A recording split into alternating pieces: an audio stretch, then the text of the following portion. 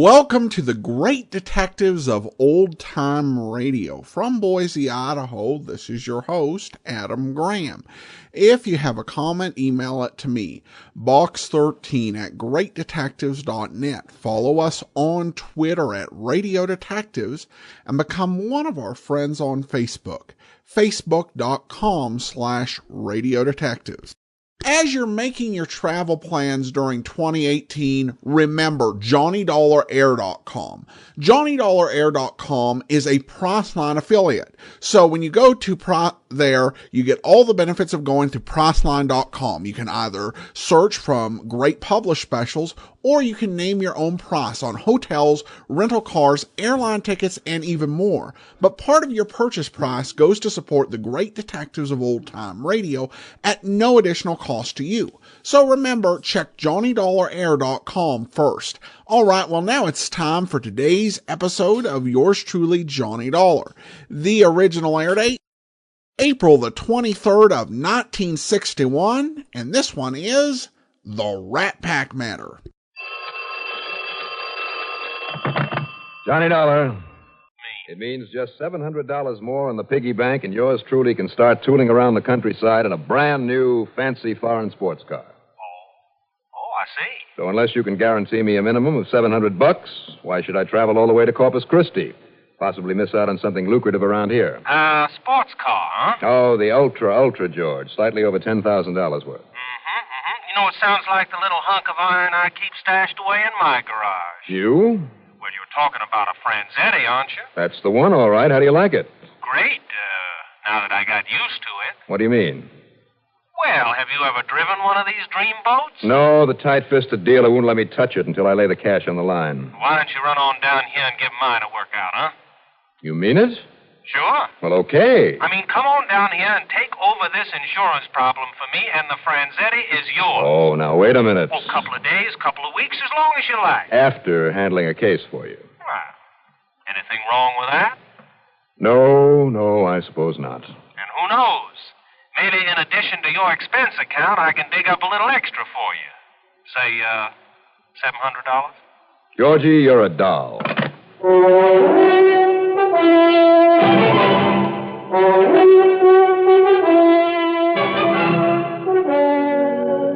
CBS Radio brings you Bob Reddick in the exciting adventures of the man with the action-packed expense account, America's fabulous freelance insurance investigator. Yours truly, Johnny Dollar.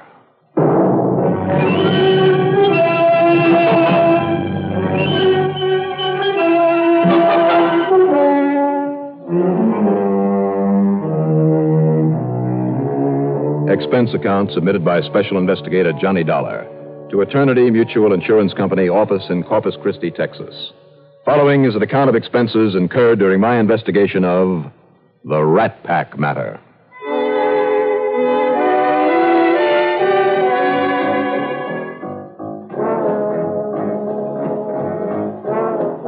Expense account item 1, $133.70. Taxi, tips, and plane fare to Corpus Christi.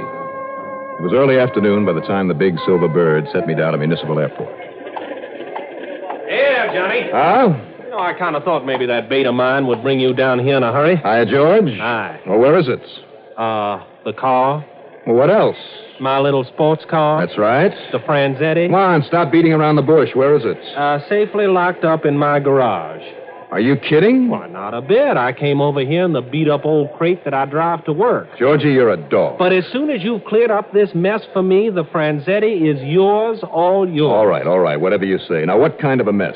Let's put these bags into your car. Run on into your office in town or whatever Johnny, hotel no. you picked out for me, and on the way you can tell me what it's all about.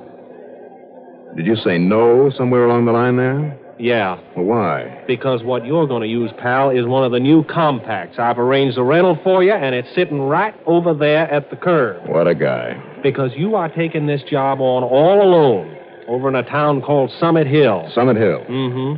Named after a hunk of rock sticking up out of the ground, or maybe 40, 50 miles north and west of Skidmore. Where's Skidmore? Oh, maybe 40, 50 miles north of here. I see. Well, what's going on in Summit Hill? Murder, embezzlement, arson, or what? No. Summit Hill is a nice, small, well-to-do residential spot. A lot of nice old folks who made enough in oil and gas to retire there with their families. So? But the last couple of months, all we've been doing is writing checks to settle claims. The old folks are dying off, huh? No. But like I said, they all have nice homes and a bunch of nice cars. And that's where the damage is being done. What kind of damage? Malicious mischief. Only mischief is too mild a word. Just call it vandalism. Like what, George? I like taking those nice new models out on the back roads and hot rodding them to death, then wrecking whatever is left of them in a ditch or up against a tree. Well, that sounds to me... I mean, you should see what it does to a pretty sedan or limousine when it's been drag raced over some of those backcountry roads. And then our company has to foot the bill. You know what that sounds like to me, George? Sure, pal, and you are 100% right. It's the work of a worthless bunch of kids, some rat pack. What's the matter with the police up there? Oh, the police department consists of exactly one sweet old man and a couple of half-witted deputies, just as helplessly scared and upset as the rest of the population. Even the police car's been taken out and wrecked a couple of times. But don't the state police get in on a thing like this? I mean, if these kids are using the roads and highways... The minute they appear, even when they've made some careful stakeouts, Johnny, and they're pretty smart at that sort of thing, why, everything stops. The whole town gets just as quiet as a churchyard. In other words, I'd better not let anyone know my reason for going there. Oh, you're right, pal. And you can see why I don't want you taking my pretty little Franzetti along. Yeah, you got a point there. Who knows? Try to cross up those crazy kids? I mean, try to protect your property? Why, they could be killers, Johnny. You think they'd go that far? I know this. Driving a nice car, I wouldn't even want to be in that town, not after dark. But you're perfectly willing to send me up there to tangle with that rat pack. Well, after all, pal, that sort of thing is your job. Oh, sure. Sure. Well, thanks, pal.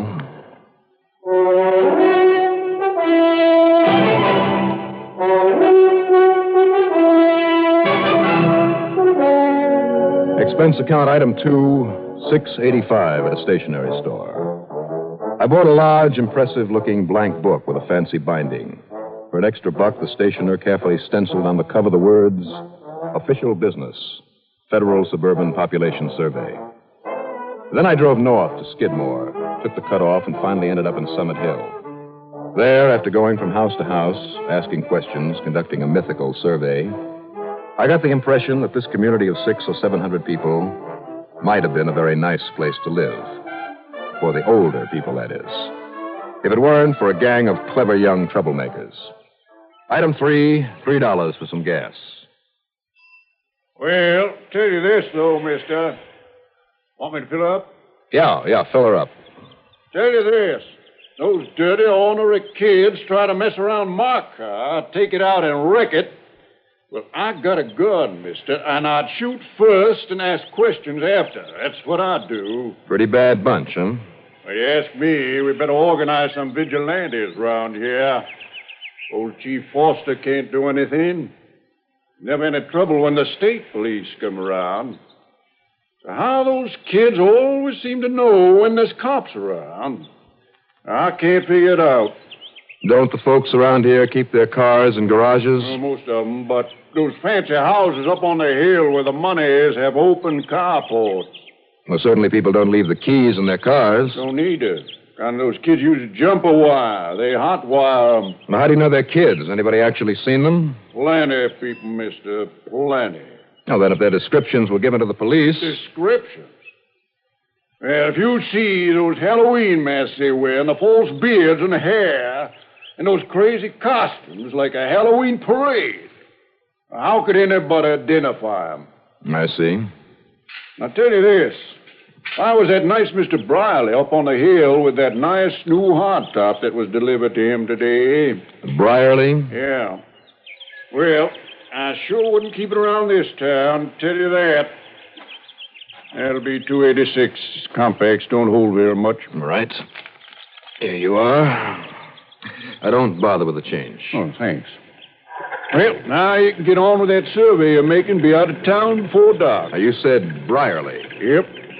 Well, I seem to have missed that family in my survey. Top of the hill, 27 Summit Place. Okay, thanks. But I tell you this, I wouldn't bother tonight. I'd come on back in the daytime.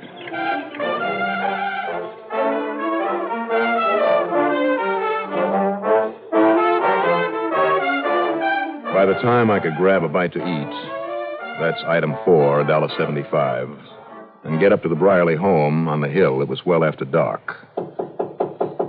The brand new expensive hardtop was there in a carport at the side. Yes? Who is it? Mrs. Brierly? Oh, I see by that book in your hand you're the survey man I heard about. Well, I know it's late, but may I come in? Well, all right. I guess it's safe to let you in. Who is it, Mother? It's the survey man, Henry. No, my name is Dollar, Johnny Dollar. His name is Mr. Johnny Dollar. Oh.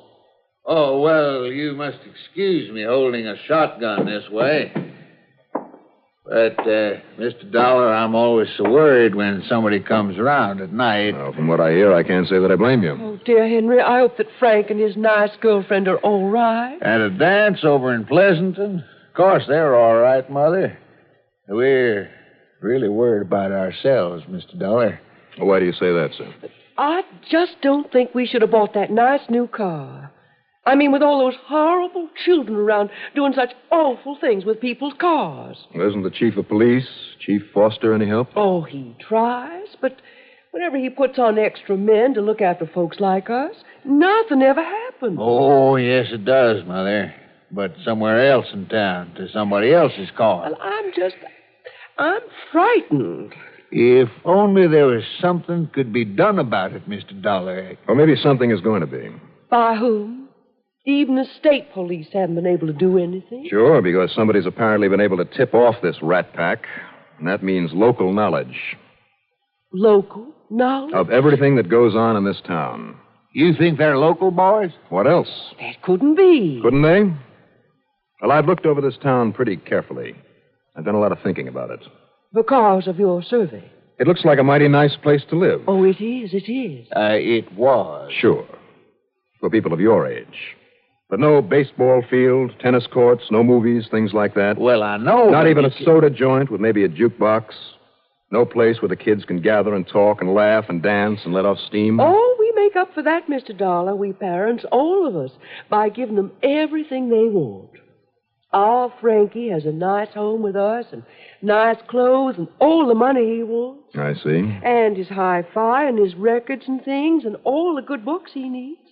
And all the others of his age have everything, too. That's true, Mr. Dollar. Except perhaps for cars. Oh? Well, after all, we don't want to spoil them. You don't want to spoil them. How much do you check up on their activities, say, at night? Well, they're pretty grown up. How old is he? What? This son of yours. Oh, well, Frankie's 22. Mm-hmm. And what does he do for a living? Work? Well, does he? He doesn't have to, Mr. Dollar. Why should he? And how many other families are there with the same situation? Kids about the same age, plenty of money, nothing to do. Why, practically all of us up here on the hill. Well, then what is the matter with you people? I beg your pardon? Don't you see? Haven't you got brains enough? Wait a minute. Listen. What? Outside the house. All right, now both of you stay right there. I hear it too, Mother. Somebody out at the carport. Oh, no. Is that a pistol you have there? That's right. What's the matter with this thing? I can't get the chain off. Hey, it's that little pin I put on underneath there. I'll open But it. that gun, Mr. Dollar. Open it for me, will you? Maybe that awful gang out there. Of course it is. Will you open this door, Mr. Brierly, or do I shoot the chain away? No, I'll open it. And I'll lock it again after me. Yeah, but if you go out there, if you try to stop them... All right, now just stay inside. All right, you kids. Come on back here with that car. Okay, then, just one tire. Just one of those.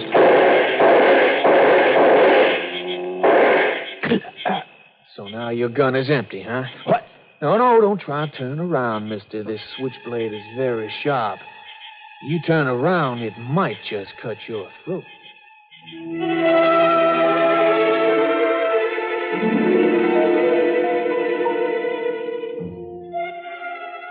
The switchblade knife at the back of my neck was moved just enough to prove it was razor sharp.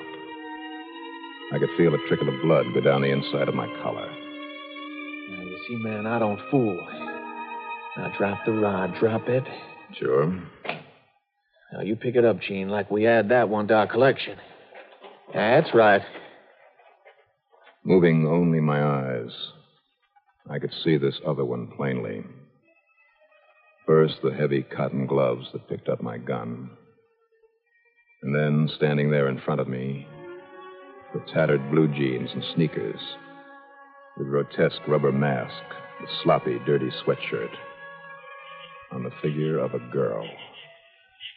Now, why you try and spoil our fun, man? Okay, tough guy. Oh, you mean no panic. You're not afraid of me. Well, you're pretty big with that knife in my neck, aren't you? Huh? Well, it seems like you thought you were pretty big when you had that gun. Too bad you used up all those pretty bullets, man. But Jeannie knows what to do with it. Well, then you listen to me, Jeannie, whatever your name is. Oh, now, you think we use our real names on a caper like this? Any more we use our real faces, huh? Well, turn around real slow and see how you like my face. Don't you hear good? I said turn around, but slow and careful so maybe you don't cut your throat. So I started turning. Slowly. Slowly. But then as I felt the edge of the knife leave the back of my neck, I swung out with my left and sent it spinning away. And then I drove a hard right into his midsection. But before I could turn again, my own pistol came crashing down on the back of my head. When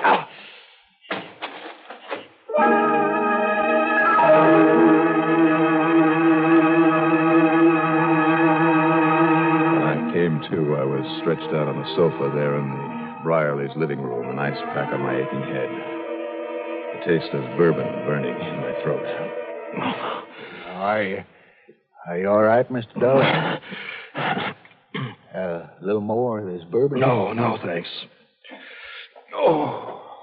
When everything was quiet out there and you didn't come back in. Yes, and when Chief Foster called to say our car had been rammed into a tree in front of his place. Mr. Henry went outside and found you lying there. Yeah, and, well, I went through your pockets, Mr. Dollar. Oh?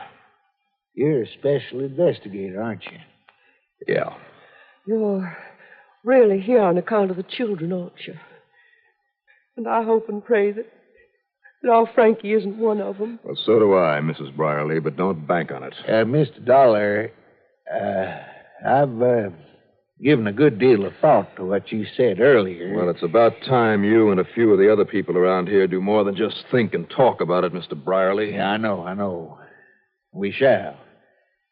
And meantime, Mother and I can only pray that... What's that? Back door. All right, now listen. Hey, Mother? Huh? Oh, Frankie. What happened to the car? Where is it? I mean, your snazzy new... Hey, who's this?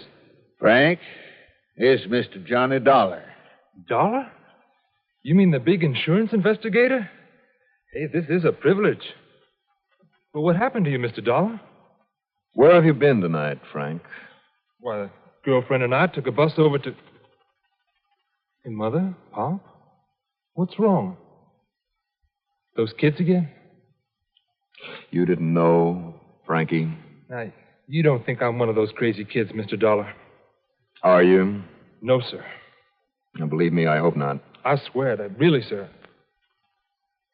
But you know something, Mr. Dollar? Yeah?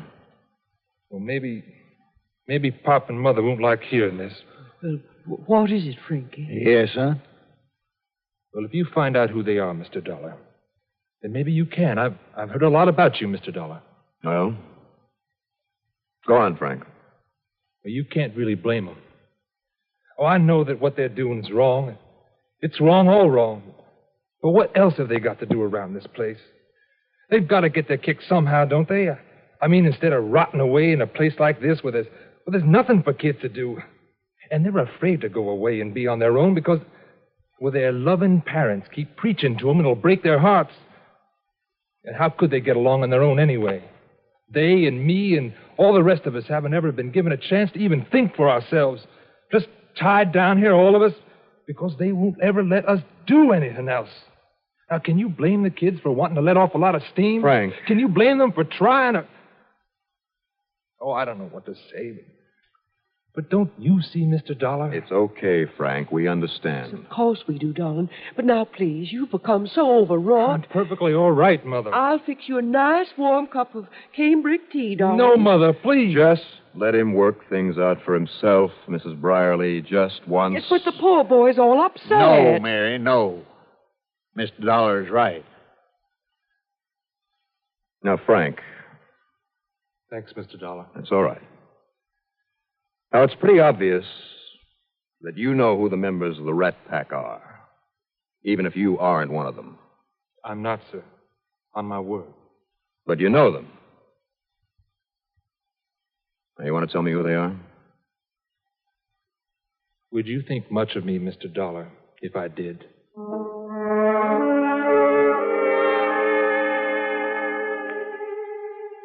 These cases of mine usually have big, fat, dramatic endings. And the devil with any kind of a message. Well, not so this time. I honestly don't know whether I did the right thing or not on this one. Too much faith in the younger generation? Well, maybe I have. But the next evening, there at the home of the Brierleys, there was a meeting of parents. Of all the wealthy, doting, indulgent parents, of all the kids in their late teens and early 20s. Well, I tore into those parents, and by the time I'd finished, there were plenty of red faces among them. Incidentally, a couple of times out of the corner of my eye, I thought I saw the face of a teenager in the shadows outside one of the windows. What I said to those people in laying down the law to them, well, I honestly don't remember exactly. But it must have given them a jolt. And if they carry out their plans, there won't be a kid in that town with an idle moment on his hands. But their activities, their projects will be their own, with as little parental advice and guidance as possible. Then, the following night, thanks to a tip-off by young Frank without the knowledge of his parents, I barged in on a meeting of the kids, 7 or 8 of them. As I might have expected, they were there in their foolish masks and makeup, knowing that I'd be among them. And if you think I'd been rough on their parents... But again, by the time I'd finished with them... I guess you're the only one in this town, Mr. Dollar, ever remembered he was a kid once. Yeah, that's so. But even if you're right, even if you got somewhere with the old folks, what happens now? We all go to jail for all those crazy things we did? Well, I'd say that depends on you. You certainly might if you keep on with this silly juvenile masquerading. Well, what do you say, whoever you are behind that corny mask? Okay, I'll take it off. Me too. See, Mr. Dollar, maybe you don't know it, but some of us heard what you said to our folks last night. Did you? Yes, sir, we did. And we heard what they're going to do, not for us, but with us. I mean, if they really do. Sure they will. I'm betting on them. But what'll you kids do? Well, sir, if it means anything, I'll somehow earn the money. And I don't mean for my folks. Pay for all the damage I've done. You've got my word on it, Mr. Dollar. Yes, sir. Count on me. Dollar. Now, as long as you know who we are, and as long as you got to report us to the police and all that. Well, my name... Why? Huh? Well, you got to know who we are, don't you? Well, like I said, that depends on you. And I mean from here on out. I have seen you now. I can come back here and identify every one of you. If I ever have to. Believe me, Mr. Dollar, believe me. Yes, sir, we promise you. All right. Now it's up to all of you.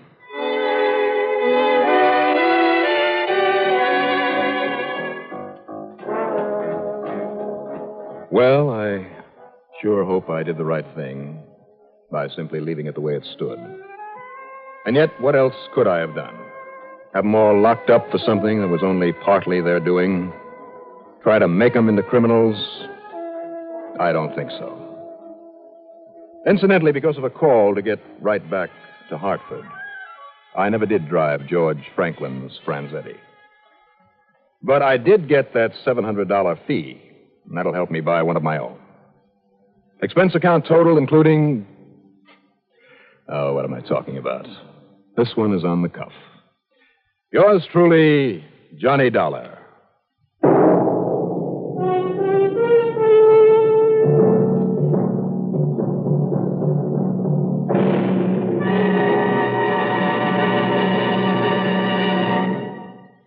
And And now, here is our star to tell you about next week's story. Well, next week, a doll, a purple doll, and all that goes with it. Join us, won't you? Yours truly, Johnny Dollar.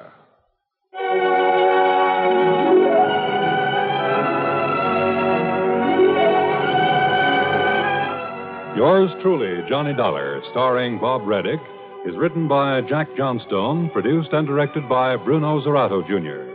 Heard in our cast were William Redfield as George, Gertrude Warner as Mrs. Brierly, Phil Meter as Frank, Jack Grimes as the Kid, Roger DeKoven as the gas station attendant, and Bob Dryden as Mr. Brierly. Be sure to join us next week, same time, same station, for another exciting story of Yours truly, Johnny Dollar. This is Dan McDonald speaking. This is Andrea J. Graham, author of the Web Surfer series. Oh, and a Madam's Wife. You're listening to the Great Detectives of Old Time Radio.